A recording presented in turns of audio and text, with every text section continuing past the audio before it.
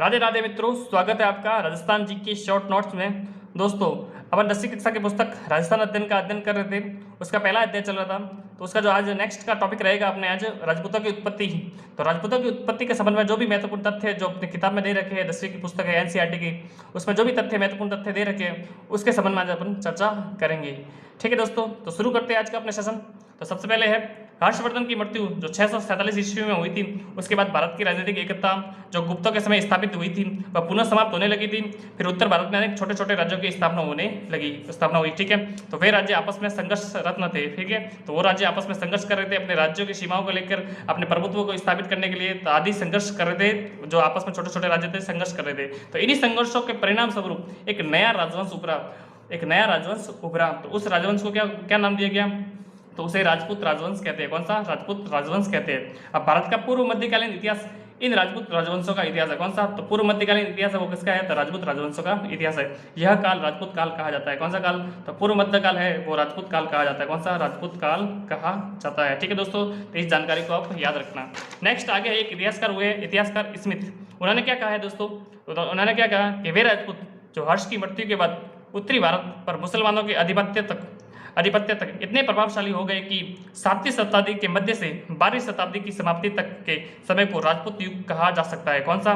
तो इस इतिहासकार ने राजपूत युग को कौन सा काल कहा है? तो अपने 7वीं शताब्दी के मध्य से 12वीं शताब्दी की समाप्ति तक के काल को राजपूत युग का काल कहा गया है। और किसके द्वारा कहा गया है? तो इतिहासकार स्मिथ के द्वारा कहा गया है। तो इस तथ्य को अब याद करना। ठीक है दोस्तों, याद रखना इसको।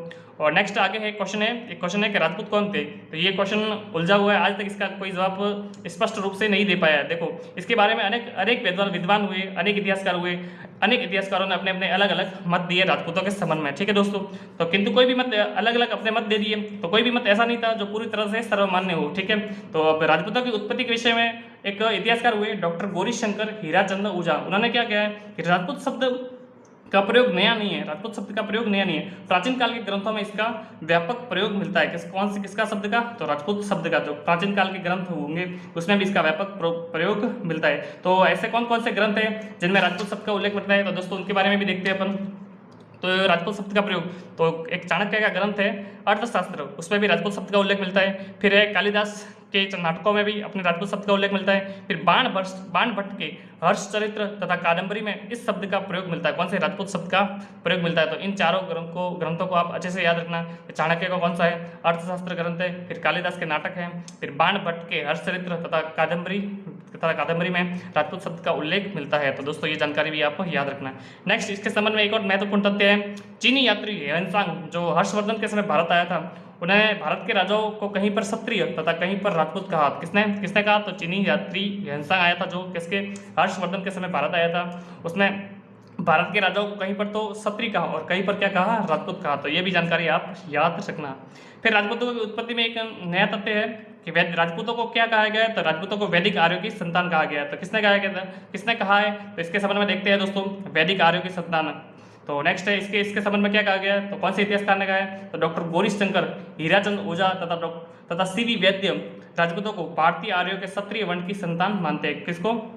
अपने राजपूतों को भारतीय आर्यों की संतान मानते हैं। और ऐसा किसने कहा है? तो कौन से इतिहासकार ने कहा है? तो डॉक्टर गौरीशंकर हीराचंद ऊझा तथा सीवी वैद्य ने राजपूतों को वैदिक आर्यों की संतान माना है। तो इस तथ्य को भी याद रखना कि राजपूतों को वैदिक आर्यों की संतान किसने कहा? तो डॉक्टर गौरीशंकर हीराचंद ऊझा तथा सीवी वैद्य। कथन के अनुसार राजपूत प्राचीन क्षत्रियों की तरह अश्व तथा शस्त्र की पूजा करते। किसकी? एक तो अश्व और फिर शस्त्र की पूजा करते थे। दोनों चीजें महत्वपूर्ण है, याद रखना। नेक्स्ट है इसी के संबंध में और है जानकारी है कि जो आर्यों की भांति यह प्राचीन आर्यों की भांति यज्ञ तथा बलि में भी इनका विश्वास था। राजपूत है तो आर्य थे पहले यज्ञ और बलि में उनका विश्वास था। इसी प्रकार राजपूतों का भी यज्ञ और बलि में भी उनका विश्वास है। मतलब राजपूत भी यज्ञ करते हैं और बलि भी अपने देवताओं को आहुति के रूप में बलि देते थे। ठीक है, फिर उनका सुडौल शारीरिक गठन, लंबी नाक, लंबे सिर से भी यह प्रमाणित होता है कि वे आर्यों की संतान है। तो दोस्तों इस जानकारी को भी आपको याद रखना। नेक्स्ट है राजपूतों की उत्पत्ति के संबंध में कहा गया है कि राजपूतों की उत्पत्ति अग्निकुंड से हुई है। इसमें किसने कहा है? तो इसके बारे में अपन देखते हैं कि राजपूतों की उत्पत्ति अग्निकुंड से हुई है। तो एक विद्वान हुए चंद्रभद्राई। कौन? चंद्रभद्राई, जिनका एक ग्रंथ है पृथ्वीराज रासो। कौन सा? पृथ्वीराज रासो। और चंद्रभद्राई किसके दरबारी कवि थे? तो पृथ्वीराज तृतीय चौहान शासक थे अजमेर के। उनके कवि थे चंद्रबरदाई, जिनका ग्रंथ है पृथ्वीराज रसो। दोस्तों याद रखना, पृथ्वीराज रसो किसका ग्रंथ है, तो चंद्रबरदाई का, ठीक है। और चंद्रबरदाई पृथ्वीराज तृतीय के दरबारी विद्वान थे। अब पृथ्वीराज रसो में क्या कहा गया है कि राजपूतों की उत्पत्ति अग्निकुंड से बताई गई। कहाँ से बताई गई है, अग्निकुंड से बताई गई है, ठीक है। अब इसमें क्या कहा गया है कि आबू पर्वत पर निवास करने वाले विश्वामित्र, गौतम, अगस्त्य तथा अन्य ऋषि धार्मिक अनुष्ठान करते थे। तो इन अनुष्ठानों को राक्षस जो थे वो मांस, हड्डी, मलमूत्र डालकर अपवित्र कर देते थे। क्या करते थे, अपवित्र किसके द्वारा, मांस के द्वारा, हड्डी के द्वारा, मलमूत्र के द्वारा, ये यज्ञों में डालकर यज्ञ को भंग कर देते थे और उसको अपवित्र कर देते थे। फिर नेक्स्ट है अपने दोस्तों, इसमें और क्या कहा गया है, तो वशिष्ठ मुनि ने इससे निपटने हेतु यज्ञ कुंड से 3 योद्धा उत्पन्न किए। क्या क्या अपने वशिष्ठ मुनि ने इन सब से निपटने हेतु यज्ञ कुंड से 3 योद्धा उत्पन्न किए। जो कौन कौन से 3 योद्धा कौन कौन से थे, तो सबसे पहले परमार, फिर चालुक्य और प्रतिहार। सबसे पहले टोटल तो चार अपने जाति को उत्पन्न किया था, 4 योद्धा को उत्पन्न किया था। परमार थे, चालुक्य थे, प्रतिहार थे और चौहान थे। तो सबसे पहले जो 3 आए वो कौन से है, एक तो परमार आए, फिर चालुक्य आए, फिर प्रतिहार आए। ये तीनों भी जब रक्षा करने में असमर्थ सिद्ध हुए तो वशिष्ठ मुनि ने चौथा योद्धा उत्पन्न किया। कौन सा, जब ये तीनों अपने रक्षा करने में असमर्थ सिद्ध हुए, परमार, चालुक्य और प्रतिहार, तब अपने वशिष्ठ मुनि ने चौथा योद्धा को उत्पन्न किया, जो प्रथम तीनों से ज्यादा ताकतवर और हथियारों से सुसज्जित था। तो चौथा योद्धा कौन सा था, चौहान। तो अपने अजमेर के शासक है पृथ्वीराज तृतीय, वे भी चौहान शासक थे, ठीक है दोस्तों। तो चौथे शासक कौन था, तो चौथा शासक था चौहान। यहाँ चौथी जाति कौन सी थी, चौहान, ठीक है दोस्तों। नेक्स्ट इसके संबंध में और आगे देखते हैं। तो ये तो हो गया अपने अग्निकुंड से उत्पत्ति के संबंध में। नेक्स्ट है अपने राजपूतों की उत्पत्ति ब्राह्मणों से हुई है, तो इसके संबंध में भी देखते हैं। तो राजपूतों की उत्पत्ति ब्राह्मणों से हुई है, तो कौन से इतिहासकार ने क्या क्या कहा इसके संबंध में देखते हैं। तो दोस्तों सर्वप्रथम आते हैं डॉक्टर D.R. भंडारकर ने गोहिल राजपूतों की उत्पत्ति नागर ब्राह्मणों से बताई है। किससे, अपने D.R. भंडारकर ने गोहिल राजपूतों की उत्पत्ति नागर ब्राह्मणों से बताई है। और किसने कहा है, डॉक्टर D.R. भंडारकर ने कहा है गोहिल राजपूतों की उत्पत्ति नागर ब्राह्मणों से बताई गई है। फिर D.R. भंडारकर ने विजयोल्लेख शिलालेख का उल्लेख करते हुए क्या कहा है, इसमें क्या कहा गया है कि जिसमें वासुदेव चौहान के उत्तराधिकारी सामंत को वत्स गोत्रीय ब्राह्मण बताया गया है। दोस्तों याद रखना, ये क्वेश्चन 2 से 3 बार पूछा गया है, इसको अच्छे से याद रखना। D.R. भंडारकर विजयोल्लेख शिलालेख का उल्लेख करते हुए कहते हैं कि विजयोल्लेख शिलालेख में क्या कहा गया है कि वासुदेव चौहान के उत्तराधिकारी सामंत को वत्स गोत्रीय ब्राह्मण बताया गया है। किसको, सामंत को बताया गया। किसका सामंत है, तो वासुदेव चौहान के सामंत को वत्स गोत्रीय ब्राह्मण बताया गया है, ठीक है। फिर नेक्स्ट है राजशेखर ब्राह्मण का विवाह अवंती सुंदरी के साथ होना चौहानों का ब्राह्मण वंश से उत्पत्ति का अकाट्य प्रमाण है। तो इस जानकारी को भी याद रखना। राजशेखर ब्राह्मण का विवाह किससे हुआ था, अवंती सुंदरी के साथ होना चौहान का ब्राह्मण वंश से उत्पत्ति का एक अकाट्य प्रमाण है, ठीक है दोस्तों। आगे बढ़ते हैं। फिर एक और इतिहासकार है डॉक्टर गोपीनाथ शर्मा। कौन, डॉक्टर गोपीनाथ शर्मा ने भी, डॉक्टर गोपीनाथ शर्मा ने क्या कहा, डॉक्टर गोपीनाथ शर्मा ने भी मेवाड़ के गुहिलोतों को नागर जाति के ब्राह्मण गुहेदत्त का वंशज बताया गया है। किसको, तो मेवाड़ के गुहिलोतों को नागर जाति के ब्राह्मण गुहेदत्त का वंशज बताया गया है। तो इस जानकारी को भी आप याद रखना। नेक्स्ट आगे बढ़ते हैं दोस्तों। नेक्स्ट आगे रहेगा अपने ये ब्राह्मणों से उत्पत्ति होगी। ब्राह्मणों की उत्पत्ति के संबंध में एक और अपने जानकारी है कि मेवाड़ के महाराणा कुंभा ने कुछ कहा कि मेवाड़ के महाराणा कुंभा ने जयदेव की गीत गोविंद की टीका में यह स्वीकार किया कि गुहिलित नागर ब्राह्मण गुहेदत्त की संतान है। तो दोस्तों इस जानकारी को भी याद रखना। मेवाड़ के शासक थे महाराणा कुंभा, तो मेवाड़ के महाराणा कुंभा ने भी जयदेव की गीत गोविंद की टीका में यह स्वीकार किया कि गुहिलित नागर ब्राह्मण गुहेदत्त की संतान है, ठीक है। तो इसको भी आप याद रखना।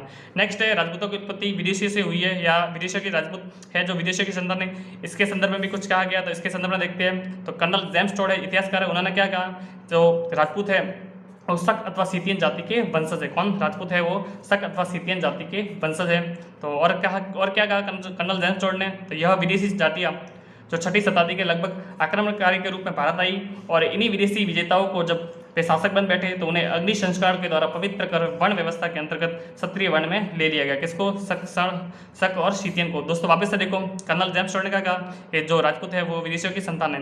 और राजपूत कौन से विदेशी, तो राजपूत शक अथवा शीतियन जाति के वंशज है। एक तो ये चीज कहा, फिर दूसरा क्या कहा, यह विदेशी जातियाँ शक अथवा शीतियन जो 6वीं शताब्दी के लगभग आक्रमणकारी के रूप में भारत आई, ठीक है। इन्हीं विदेशी विजेताओं को जब वे शासक बन बैठे तो इन्हें अग्नि संस्कार के द्वारा पवित्र कर वर्ण व्यवस्था के अंतर्गत क्षत्रिय वर्ण में ले लिया गया। तो याद रखना दोस्तों, ये भी कहा गया है अपने कर्नल जेम्स टोड ने कहा गया। इस तथ्य को भी आप याद रखना, ठीक है।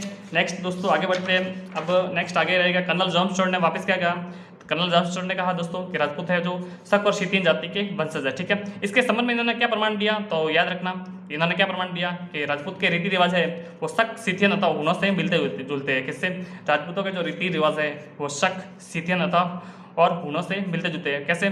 तो कौन कौन से ऐसे रीति रिवाज है? तो अश्व पूजा है, अश्वमेध है, अस्त्र पूजा है, अस्त्र शिक्षा है। ये दोनों जातियों में था। किसमें था? शक, सीतियन में भी था और राजपूत में भी था। तो दोस्तों ये दोनों में क्या थी? समानताएं थी। ठीक है। फिर इतिहासकार वी ए स्मिथ क्या लिखते हैं? तो राजपूत जाति 8वीं या 9वीं शताब्दी में अचानक प्रकट हुई थी और स्मिथ ने राजपूतों को हूणों की संतान बताया है। क्या कहा? वी ए स्मिथ ने क्या कहा? राजपूत जाति है वो 8वीं या 9वीं शताब्दी में अचानक प्रकट हुई थी और स्मिथ ने राजपूतों को हूणों की संतान बताया है। स्मिथ ने क्या कहा? राजपूतों को किसकी?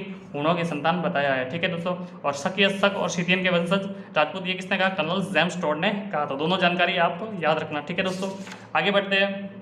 नेक्स्ट आगे क्या रहेगा? तो अब ये सारे के सारे अपने मत इन्होंने प्रस्तुत कर दिए इतिहासकारों ने। तो इन मतों को स्वीकार नहीं किया गया। क्यों?